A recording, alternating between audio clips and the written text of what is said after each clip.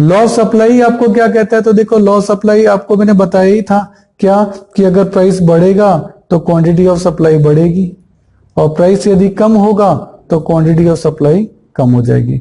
ये अपन को बताया गया। देखो यहाँ प्राइस बढ़ गया, यहाँ और बढ़ गया, तो सप्लाई बढ़ती जा रही है। और ये वाला डायग्राम जो ऊपर बनाया था वो सेम डायग्राम नीचे आ रहा है। लेकिन लॉ ऑफ सप्लाई लिखा है, law of supply state the direct relationship between price and quantity supplied keeping the other factor constant. इसको बोलते हैं सेटेरिस पेरिबस। सेटेरिस पेरिबस का मतलब हो गया कीपिंग अदर फैक्टर कांस्टेंट। सही है। और इसमें कुछ अजम्पशन है, जो सेटेरिस पेरिबस का मतलब कुछ अजम्पशंस है, और ये अजम्पशंस कौन से हैं?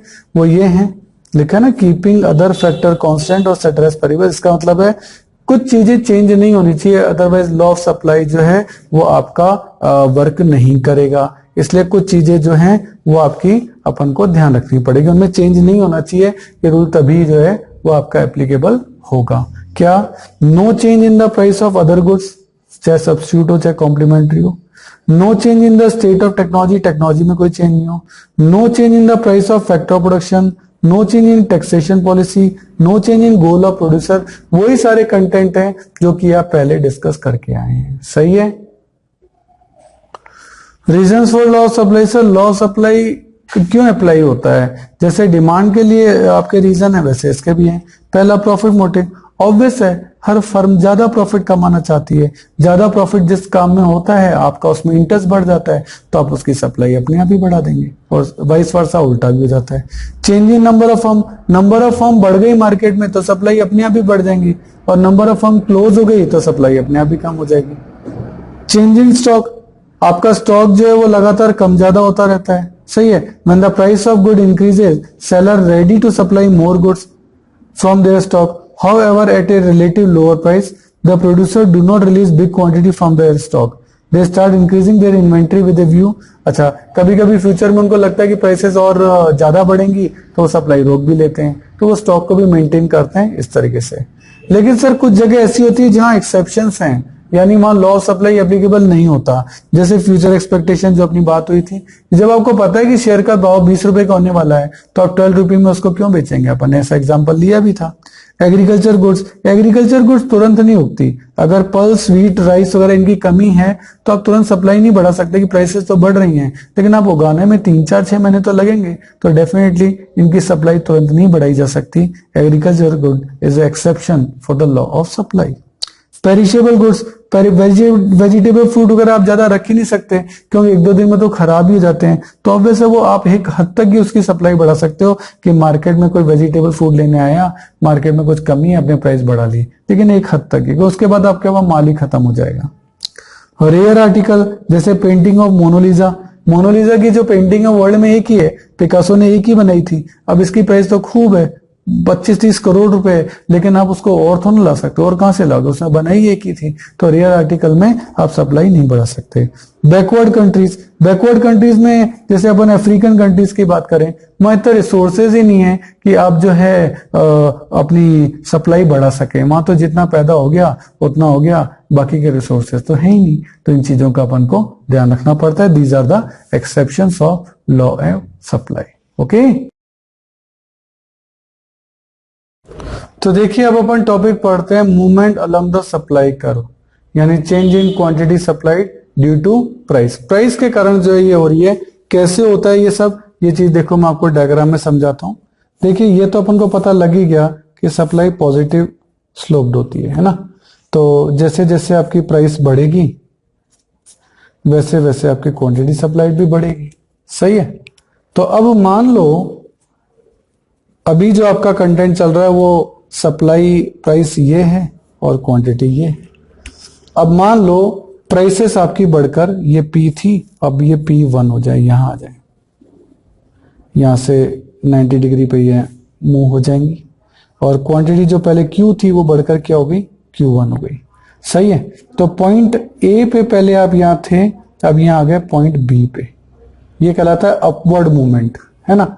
सप्लाई कर्व का मूवमेंट हो रहा है अलोंग द कर्व, कर्व पे ही आप मूव कर रहे हो,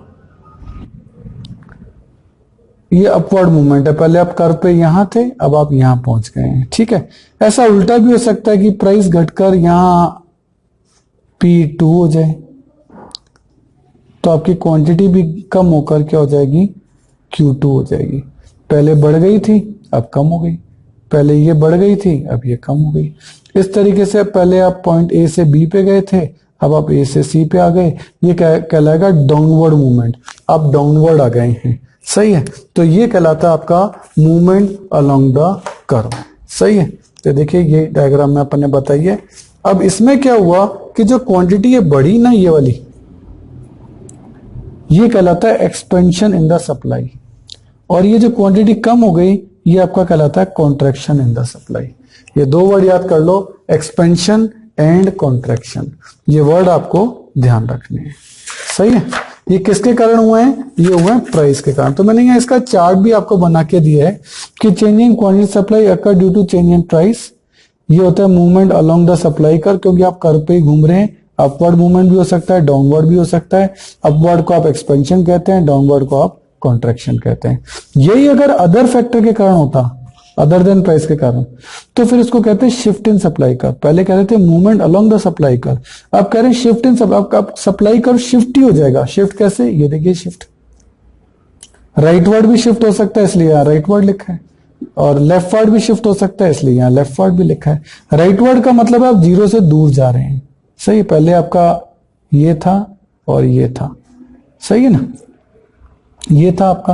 अब आपकी क्वांटिटी बढ़ गई तो इसे राइटवर्ड शिफ्ट कहेंगे, और राइटवर्ड शिफ्ट को आप इंक्रीजिंग सप्लाई कहते हैं, क्योंकि आप जीरो से दूर जा रहे हैं।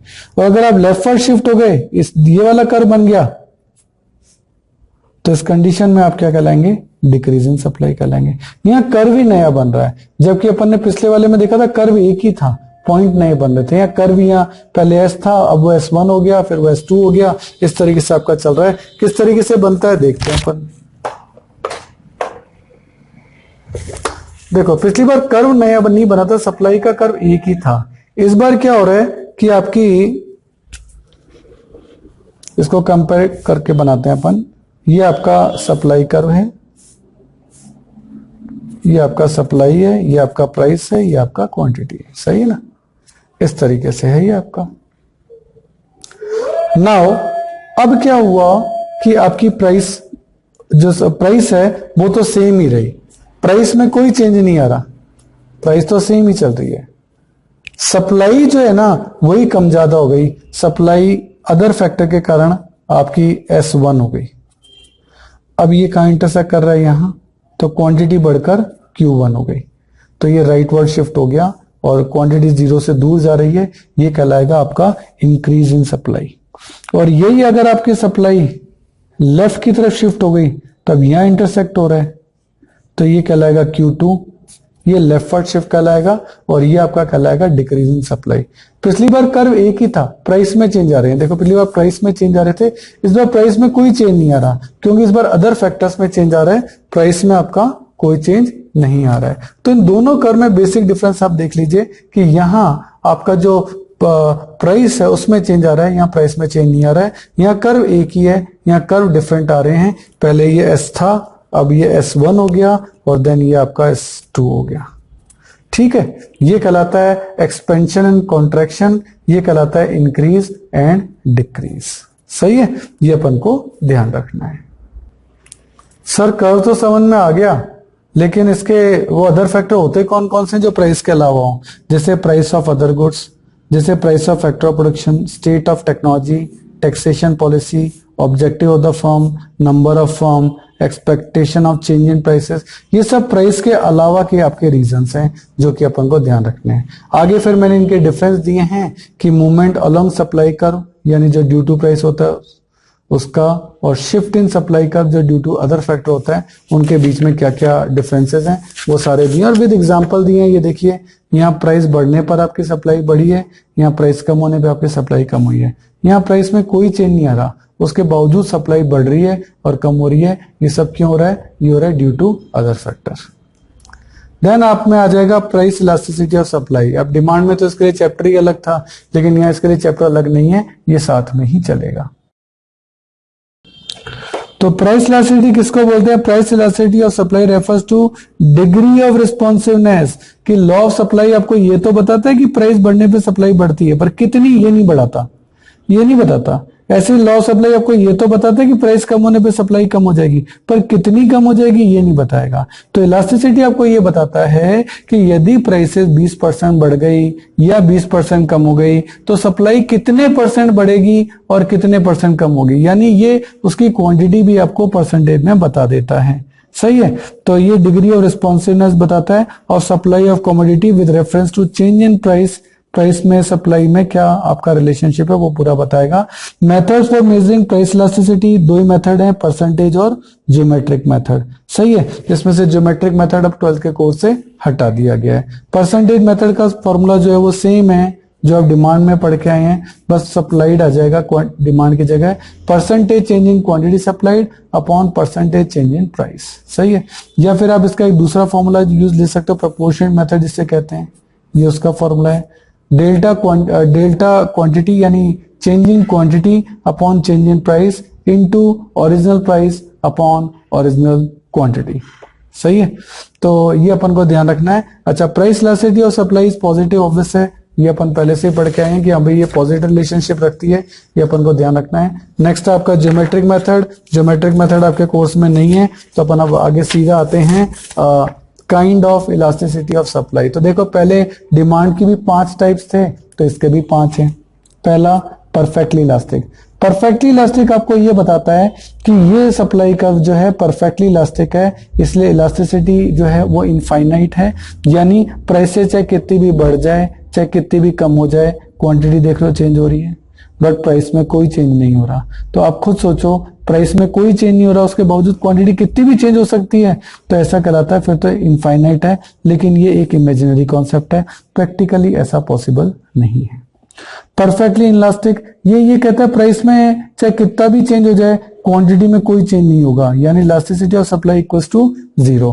देखो इलास्टिसिटी को हमेशा चेंज से देखो, इनफाइनाइट चेंज हो सकता है या कितना भी चेंज हो सकता है, यहाँ इलास्टिसिटी 0 है, इसके अंदर कोई चेंज नहीं हो सकता, तो ये एकदम वर्टिकल हो गया। क्वेश्चन ऐसे भी बन सकता है कि ऐसी कौन सी इलास्टिसिटी है जिसमें कि supply curve parallel to X axis होता है, देखो एक्स एक्सिस के पैरेलल है तो वो होता है परफेक्टली इलास्टिक, और पैरेलल टू वाई एक्सिस होता है, ये वाई एक्सिस इसके पैरेलल चल रही है तो फिर ये परफेक्टली इलास्टिक होता है। ये भी इमेजिनरी, ऐसे कैसे हो सकता है प्राइस में कितना भी चेंज हो जाए क्वांटिटी में कोई चेंज ना हो।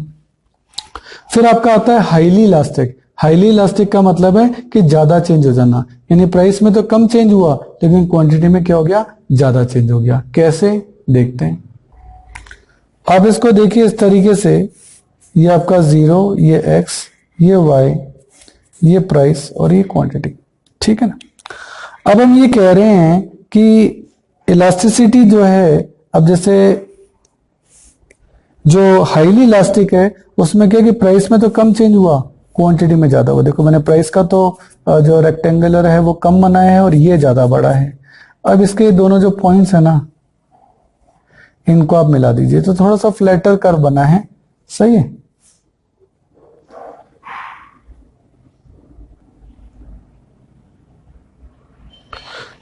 तो देखिए ये आपका सप्लाई कर्व है, प्राइस में तो कम चेंज हुआ लेकिन क्वांटिटी में क्या है, ज्यादा चेंज हो गया। आप देख रहे हैं ये प्राइस का चेंज है, ये क्वांटिटी का चेंज है, क्वांटिटी में ज्यादा चेंज हो गया तो यहाँ इलास्टिसिटी क्या कहलाएगी, मोर देन 1 कहलाएगी। यही थोड़ा सा अगर स्टीपर होता, मतलब सप्लाई कर्व थोड़ा सा इस तरीके से होता, यहाँ थोड़ा फ्लैटर है ना, थोड़ा इस तरीके से होता तो आप देखते हैं कि प्राइस में तो ज्यादा चेंज हुआ है लेकिन क्वांटिटी में कम चेंज हुआ है, तो फिर ये इलास्टिसिटी लेस देन 1 कहलाता है। तो ये डिपेंड करता है चेंज कहाँ ज्यादा हो रहा है। सही है, तो इस तरीके से ये कर्व जो है वो चलेगा। तो लेस इलास्टिक में आप देख रहे हैं कि प्राइस में ज्यादा चेंज हो रहे हैं और क्वांटिटी में जो चेंज हो रहे हैं वो कम हो रहे हैं। देखो प्राइस का ये एरिया ज्यादा है और आपका क्वांटिटी का कम है। यूनिटरी इलास्टिक में प्राइस का और क्वांटिटी का दोनों का एरिया जो है वो आपका सेम चल रहा है, पहले ये था अब ये, यानी दोनों ही इक्वल इंक्रीज हुए हैं, ये अपन को ध्यान रखना पड़ता है। सही है, all the supply curve which passes through the origin are unitary, कहते हैं यहां से जो भी निकलेगा ना वो सब यूनिटरी होगा, वो चाहे किसी भी एंगल पे हो वो होगा क्या, यूनिटरी होगा। अच्छा, इसमें एक बात और भी कही गई है कि ये जो सप्लाई कर्व है फ्लैटर है और ये वाला सप्लाई कर्व स्टीपर है, तो ये कह रहे फ्लैटर कर्व पे आप कहीं भी अगर क्वांटिटी देखेंगे ना तो वो मोर इलास्टिक होगी, फ्लैटर कर्व पे जो मोर इलास्टिक होगी, क्योंकि क्वांटिटी में ज्यादा चेंजेस जो है वो यहाँ आएंगे तो वो मोर इलास्टिक होगी, ये अपन को ध्यान रखना है। देन आपको दे रखा है टाइम पीरियड एंड सप्लाई। तो देखो एक तो होता है market supply, very short period perfectly elastic, आप क्वांटिटी बढ़ा ही नहीं सकते क्यों, वेरी शॉर्ट पीरियड, आपके पास टाइम ही नहीं है। वेजिटेबल वगैरह की जो वेजिटेबल फ्रूट मिल्क वगैरह की जो डिमांड होती है उसको आप कैसे बढ़ाओगे अचानक, क्योंकि इनको स्टोर नहीं किया सकता, तो स्टोर से आप स्टॉक लेंगे कैसे। शॉर्ट पीरियड में कुछ बढ़ाई जा सकती है लेकिन लेस इलास्टिक होती है, यानी इलास्टिसिटी लेस इलास्टिक है, इलास्टिसिटी इज लेस देन 1। और लॉन्ग पीरियड में तो आपके पास खूब होती है टाइम। तो यहां तो देखो इसको अपन ने एक्स एक्सिस से जोड़ा था, स्टीपर बनाया था, अब हमें फ्लैटर बनाना है तो हमने इसको कहां से जोड़ा, वाई एक्सिस से जोड़ा, और ये लॉन्ग पीरियड है और यहाँ इलास्टिसिटी जो है वो आपकी क्या हो जाती है, मोर देन 1 हो जाती है। तो देखो जीरो इलास्टिक, लेस इलास्टिक और मोर इलास्टिक। फिर लास्ट टॉपिक आपका जिसमें आता है factor affecting elasticity of supply. Sir ऐसे कौन कौन से फैक्टर हैं जो इलास्टिसिटी ऑफ सप्लाई को अफेक्टेड करते हैं। नेचर ऑफ कमोडिटी, ड्यूरेबल यानी आप इसको रख सकते हो काफी टाइम तक, फिर तो आप इसकी सप्लाई बढ़ा सकते हो क्योंकि आपके स्टॉक में पड़ी है, आप रख लो, काम आएगी तब निकाल लेंगे। पेरिशेबल जिसको आप ज्यादा समय तक रख नहीं सकते तो फिर आप कम ही खरीदोगे, जब कम ही खरीदोगे तो सप्लाई भी कम होगी, तो ये इलास्टिक हो जाएगा। Cost of production, cost of output, cost ज्यादा है तो आप इसको चेंज नहीं कर सकते, इनलास्टिक हो जाएगा। और कॉस्ट ऑफ आउटपुट लेस है तो आप फिर तो काफी सारी चीजें आप खरीद सकते हो कि माचिस ही तो खरीदनी है लेकिन बड़ी मशीन खरीदनी है उसमें आप ज्यादा चेंज नहीं कर सकते। माचिस ही खरीदनी है तो छोटी सी चीजें ज्यादा खरीदी जा सकती है, ज्यादा सप्लाई की जा सकती है इसकी। टाइम पीरियड, शॉर्ट पीरियड में आपके पास इतना टाइम ही नहीं होता कि आप सप्लाई बढ़ा लो तो इनलास्टिक है, लेकिन लॉन्ग पीरियड में आपका काफी टाइम है, आप चेंज कर सकते हो। क्वांटिटी चेंज होना इलास्टिक है, क्वांटिटी चेंज नहीं होना इनलास्टिक है। Technique of production, simple technique है तो आप नई मशीन तुरंत ला लो, कोई ट्रेनिंग की जरूरत ही नहीं है, सप्लाई बढ़ जाएगी। कॉम्प्लेक्स टेक्निक है तो पहले ट्रेनिंग लेनी पड़ेगी, तो अभी आप तुरंत तो नहीं बढ़ा सकते, इनलास्टिक है। देन आपका आएगा रिस्क टेकिंग कैपेसिटी। अगर मोर रिस्क टेकिंग कैपेसिटी आपकी है तो आप तुरंत सप्लाई चेंज कर सकते हो कि अरे देखी जाएगी जो होगी, लेकिन आप नहीं रिस्क नहीं लेना चाहते तो आप कहोगे नहीं जी हम तो इतने में खुश हैं, हमको सप्लाई नहीं बढ़ानी। Natural constant, production depend on nature, जो नेचर पे डिपेंड करता है, जैसे केसर, तब वो ऑब्वियस है केसर तो कश्मीर में ही उगती है, दैट्स व्हाई आप उसको चेंज तो कर नहीं सकते, तो वो इनलास्टिक है। लेकिन जहां नेचर पे डिपेंड नहीं होती, आप कहीं भी उसे उगा सकते हो, तो फिर उसको तो आप कभी भी चेंज कर सकते हो, अपने को कोई दिक्कत ही नहीं है, ठीक है, ओके। ऐसे ही अवेलेबिलिटी ऑफ इनपुट, अगर उसके इनपुट्स अवेलेबल हैं, इजीली अवेलेबल है तो आप तुरंत कर लोगे चीज को, लेकिन नॉट इजीली अवेलेबल, जैसे यूरेनियम प्लेट और आपका प्लेटिनम है तो आपको इजीली अवेलेबल नहीं है तो उसकी सप्लाई भी इनलास्टिक आपकी चलती है, सही है। तो इस तरीके से काफी सारी चीजें जो हैं वो आपको मिलेंगी। ये तो वो पुराने वाले ही टॉपिक हैं जो रिपीट हो रहे हैं, तो इस वाले टॉपिक को आप ढंग से एक बार दोबारा से रिपीट करिए, सारे वीडियोस को देखिए, डायग्राम बनाकर प्रैक्टिस करिए, क्योंकि देखो डायग्राम एक बार हाथ से आपको बनाने पड़ेंगे, बाद में आप मेरे नोट से इनको चेक कर सकते हैं, सही है, ओके, थैंक यू।